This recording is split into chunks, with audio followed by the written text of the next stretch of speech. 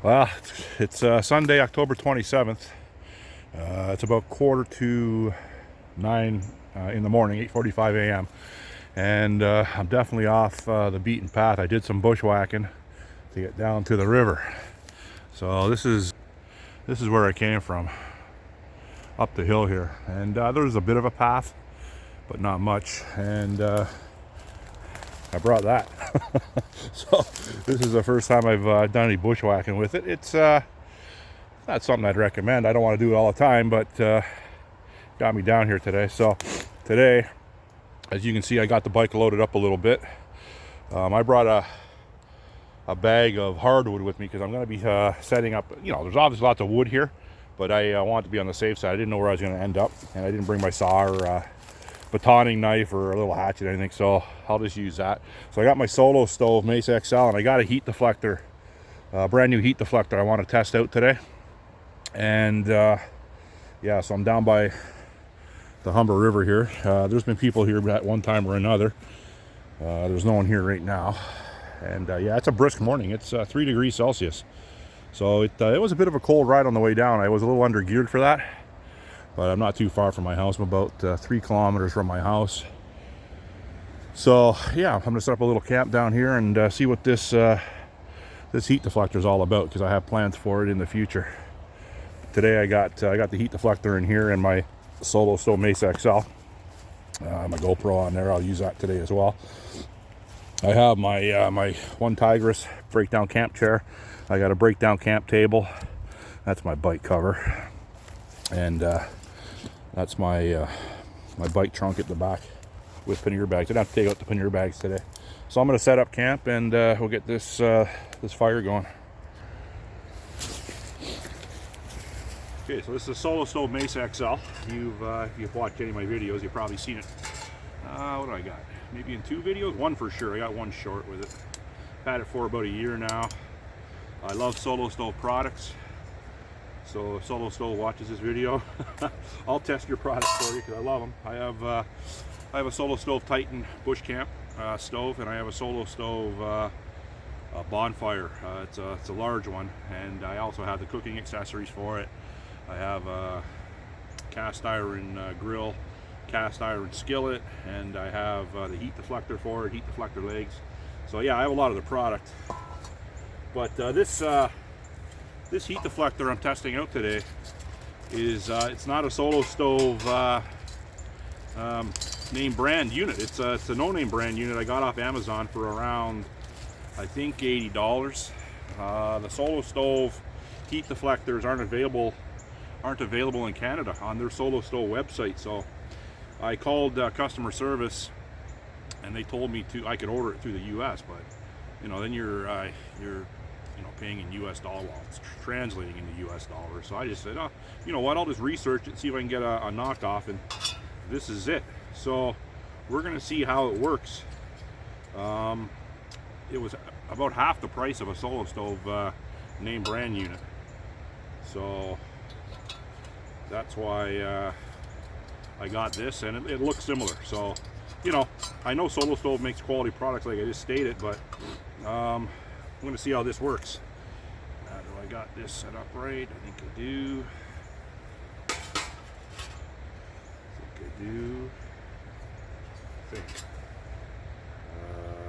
Yeah, I do.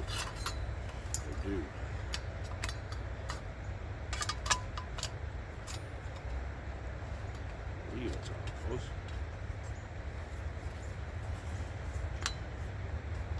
Yeah. So, I'm cheating again today with the fire.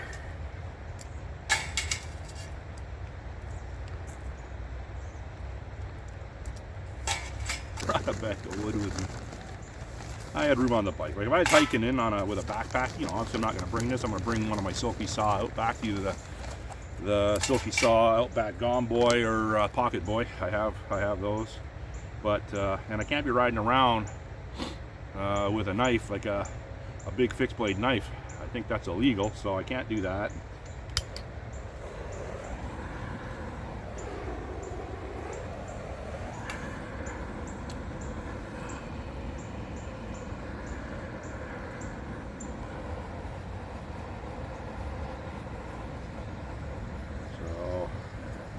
Would have been nice to make a cup of coffee. And also, once I get this going, I want to see the practicality of putting something on there and cooking with. But it's not going to be today.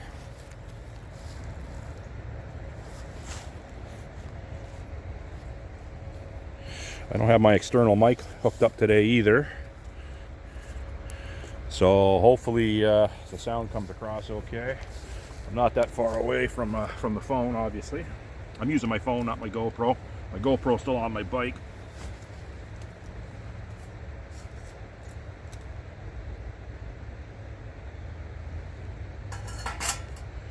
Okay, so that should start throwing off the heat pretty quick. And obviously, you know, I had this out last year down here as well. Not like right in this exact same spot, but I had this down here last year, and without the heat deflector. When I first bought it, it was brand new, the stove itself, and yeah, it was -3 when I was down here last year, because I did a little short video on it, and I remember that. And yeah, it was throwing off pretty good heat. But I also had half a dome tent with me that day. So I had like a tent back here, and my chair was situated inside the tent. So what I like about the Solo stoves, once the fire gets up and going, it becomes very efficient, and it's a gasifier stove. So my understanding of it, I'm not an engineer, but my understanding of this is it reburns the smoke the way it's designed. So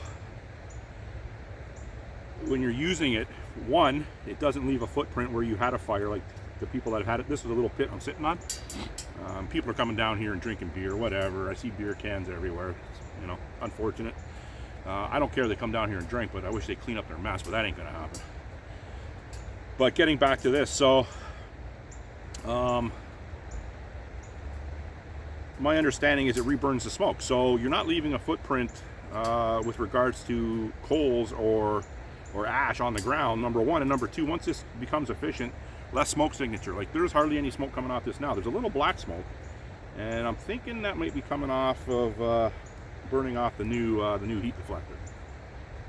Now, what I was saying earlier, you know, this stove is not 100% level, but I'm not putting anything on top of it, so it's not a big deal. And these stoves come with a stand. I don't know if you've seen that when I set it up, but it has a little stand on it. So I'm thinking, yeah, you could probably put a pot of water on here, or a little pot in the middle here, and you could probably boil water and cook with it. I'm thinking. I'm going to try that out, just not today. But as you can see, it's you know, look, it's burning so efficiently right now. And okay, now when I got down here, it was 3 degrees Celsius. So what is that in Fahrenheit? Oh, my conversion to Fahrenheit, 3 degrees Celsius, what are you looking at? 43 Fahrenheit? 45 Fahrenheit? Nah, something like that. I could be way off, but I don't think I am. And yeah, so now you can feel the heat over here. Yeah, so it's definitely throwing off some heat. But like I said, last year, even without the heat deflector, this thing, it throws off quite a bit of heat for a small unit. But this heat deflector, I wanted one for the longest time. As soon as I heard they had a heat deflector for this, because I have one for my my bonfire. It's about that big, about up to here, so it's huge. It's for, you know, a campfire. This is more of a personal one. Even this one is a little bit too big to backpack around. But yeah, now the heat is really coming off this thing. I didn't bring a temperature probe with me because I couldn't find. It's a 2-piece unit, and I got so much camping and survival gear kicking around my house that I couldn't locate it. So I couldn't bring a temperature probe, a digital temperature probe. What I could have did, I could have put the one unit over there into the woods, and it would have gave you an indication of how warm it was around me in comparison to the actual ambient temperature on the outside. But yeah, it's so far so good. You can smell a little bit of something coming off this, and that's to be expected. I'm burning it in. It's a very simple system. It comes with three aluminum pegs that came with deflector, and it just clips onto the Solo Stove. I don't know what they call that, but it's a separate stainless steel ring. There's a name for it. Fire director, something like that. But yeah, you can see this is like super efficient.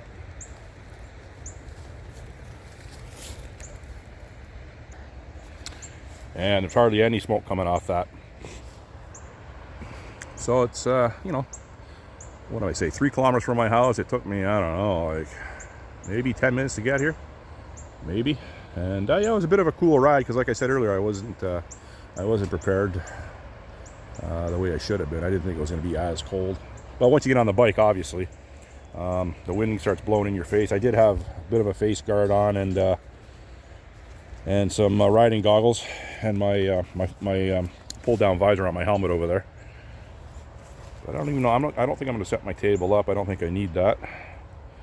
And I wish I did bring some coffee now, but I didn't.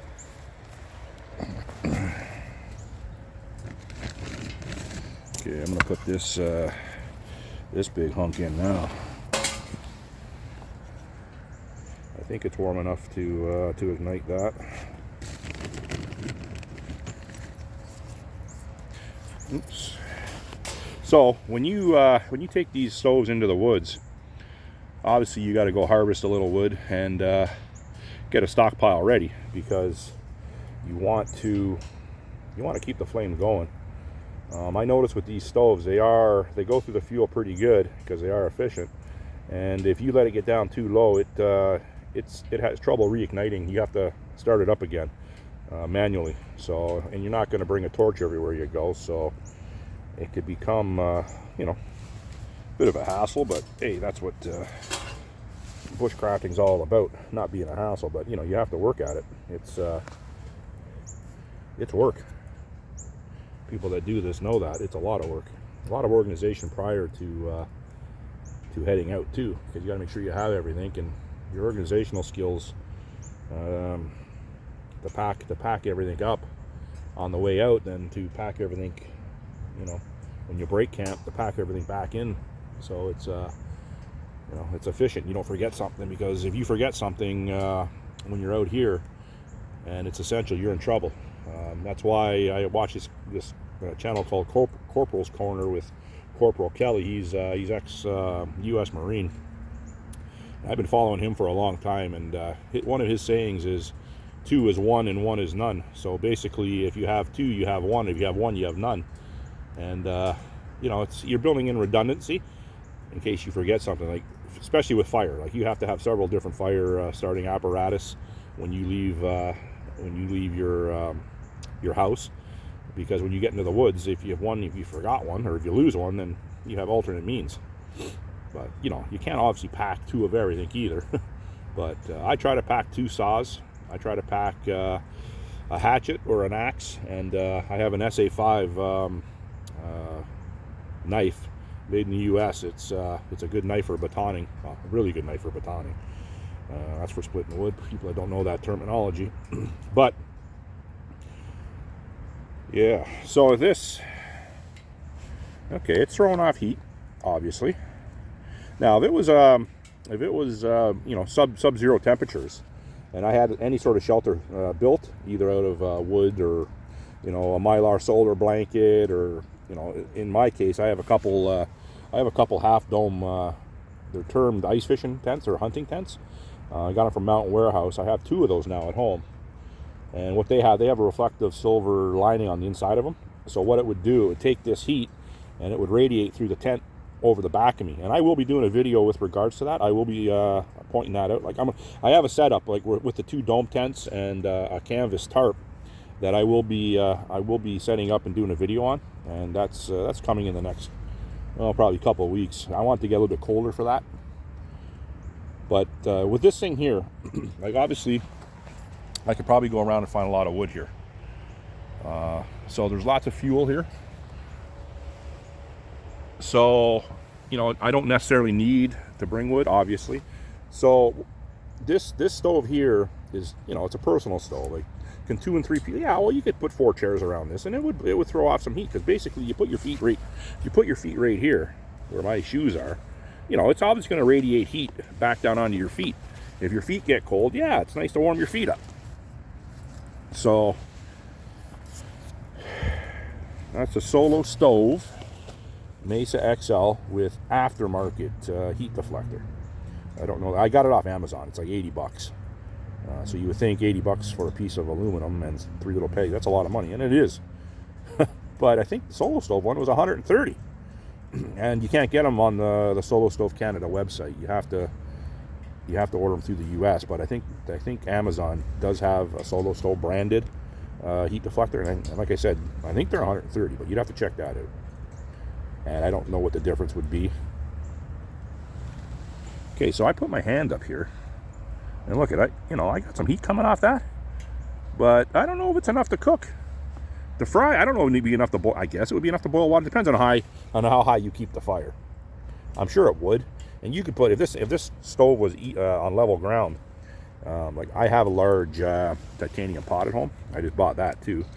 Yeah, they're kind of pricey. So I got the biggest one I could find, and it would fit on here. I think this is 10 inches. This is 10 inches.